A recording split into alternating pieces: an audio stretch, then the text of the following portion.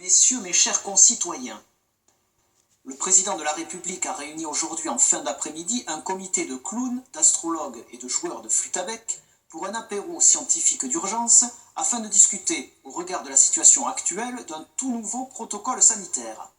À compter du mardi 32 février à 26h75, les écoles seront entrouvertes. L'accès se fera en crabe, dans les conditions normales de 50 élèves par classe, en respectant toutefois une distanciation de 15 mètres entre chaque individu, le port du masque étant également renforcé par celui d'un collier de gousse d'ail que le personnel éducatif et les enfants devront garder toute la journée. Les commerces dits non essentiels seront dans l'obligation d'ouvrir 24 heures sur 24 et 7 jours sur 7, mais ne pourront évidemment pas accueillir de public. Concernant les activités extrascolaires, les sports de balle ne dépassant pas la taille d'une pastèque resteront praticables à la condition de ne jamais entrer en contact avec le ballon. Les jeux de raquettes seront quant à eux autorisés avec des moufles.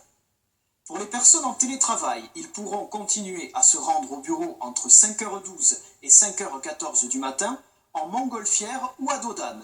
Les dromadaires seront tolérés pour les territoires d'outre-mer.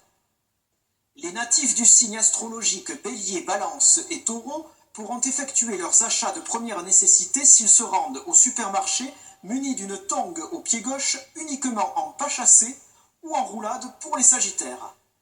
Pour les personnes nées entre 1834 et 1956, une année bissextile, qui souhaiteraient promener leur canard après 23h30, ils devront se munir d'une dérogation signée par le pape ou la Sainte Vierge.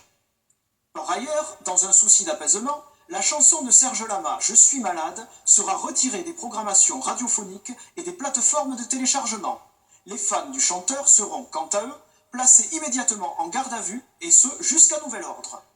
Enfin, en ce qui concerne le vaccin, au vu de la pénurie actuelle, il a été décidé que celui-ci serait remplacé par la protection d'un marabout en téléconsultation sous la forme d'un mail magique dont le contenu devra être récité à la pleine lune par tous les Français qui le souhaitent. Des traductions de la formule en anglais et en zoulou seront également disponibles pour se protéger contre les variantes du virus. Nous espérons que ces mesures exceptionnelles approuvées par le Conseil scientifique permettront, à défaut de lutter efficacement contre l'épidémie, d'occuper les Français jusqu'à ce que nous trouvions autre chose. Merci, bonsoir.